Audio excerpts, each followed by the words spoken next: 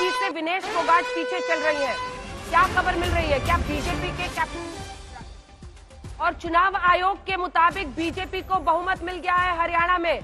ये चुनाव आयोग की तरफ से कहा जा रहा है कि हरियाणा में बीजेपी को बहुमत मिल गया है। कांग्रेस 33 सीटों पर आगे है, चुनाव आयोग का ये कहना है, लेकिन ये रुझानों के मुताबिक है, अभी नतीजे आने बाकी है।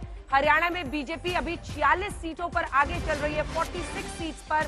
ये चुनाव आयोग का कहना है। हरियाणा में रुझानों में बीजेपी को बहुमत दिख रहा है और भूपिंदर हुड्डा पहली बार ये रुझान आने के बाद सामने आए हैं। भूपिंदर हुड्डा से हमारे सहयोगी अशोक सिंघल भी कोशिश करेंगे बातचीत करने का, लेकिन चुनाव आयोग की तरफ से कह दिया गया है कि 46 सीटों पर रुझानों के मुताबिक अभी रुझान नतीजे नहीं आए हैं। रुझानों में बीजेपी आगे चल रही है 46 सीट्स पर, वहीं कांग्रेस पार्टी 33 सीटों पर आगे चल रही है। चुनाव आयोग की तरफ से कहा जा रहा है। अशोक को दिखा दीजिए अगर वो जुड़ गए हैं। भूपिंदर हुड्डा पहली बार दिख रहे हैं। भूपिंदर हुड्डा अपने मुख्यमंत्री पद की दावेदारी ठोक रहे हैं, आप उनको देख रहे हैं सामने में। उनके बेटे दीपेंद्र हुड्डा भी रोहतक से सांसद है। ऐसे में भूपिंदर हुड्डा को लेकर ये बात कही जा रही थी।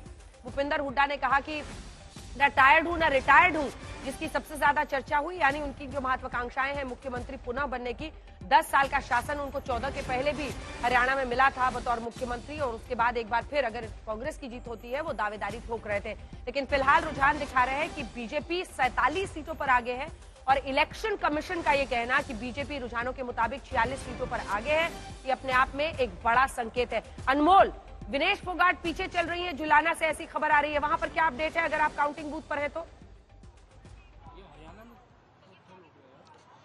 अंजना, अगर अभी के रुझानों की बात करें, बड़े शुरुआत के रुझान है। 2 घंटे बीत चुके हैं जब देखा गया कि काउंटिंग शुरू हुई। छठा जो चरण था उसमें देखा गया कि जो कैप्टन योगेश बरागी हैं, जो भारतीय जनता पार्टी के कैंडिडेट थे, वो विनेश फोगाट से आगे चल रहे हैं। पहले राउंड में देखा गया कि विनेश फोगाट तकरीबन 200 वोटों की लीड पर थी, पर दूसरा राउंड आते आते जो लीड भारतीय जनता पार्टी के पाले में चले जाती है 2000 वोटों पर अब जो छठा राउंड है इसमें भी अभी तक जो लीड बरकरार है वो भारतीय जनता पार्टी के कैंडिडेट यानी कैप्टन योगेश बरागी की है। तकरीबन 1030 वोटों की अभी उनकी जो लीड है विनेश फोगाट के खिलाफ, क्योंकि ग्राउंड पर देखा गया था कहीं ना कहीं जो जुलाना का जो चुनाव था एक हॉट सीट बन जाती है, जहां मुद्दों पर तो इलेक्शन लड़ा जा रहा था, पर वहीं दूसरी तरफ जाट वर्सेस नॉन जाट का भी एक मुद्दा था। जाट वोटर जो थे वो कांग्रेस की तरफ देखे जा रहे थे, नॉन वर्सेस जाट का मुद्दा था। लेकिन जब मैं जुलाना में ग्राउंड रिपोर्टिंग देखी, हालांकि अभी शुरुआती आंकड़े हैं, थोड़ा हमें इंतजार करना होगा, ये आंकड़े पलट भी सकते हैं। लेकिन मेरा ये सवाल है आपसे, जुलाना में जो इनेलो बीएसपी की कैंडिडेट हैं वो भी जाट हैं,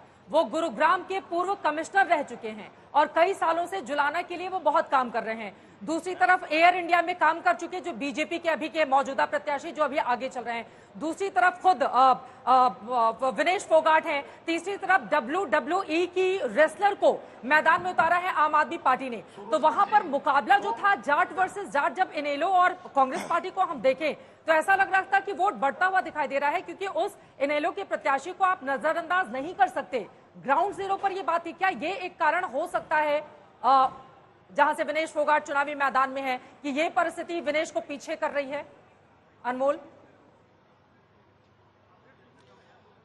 चित्रा, अगर धरातल की बात करें, चुनावों में हमने भी जब कवरेज की तो हमने देखा कि बहुत सारे जो जाट थे जो कहीं किसी समय INL और जजपा के वोटर्स थे, देखा गया कि किसान आंदोलन के समय जब जेजेपी खट्टर सरकार से अपना नाता नहीं तोड़ती है, इन चीजों को लेकर नाराज थे।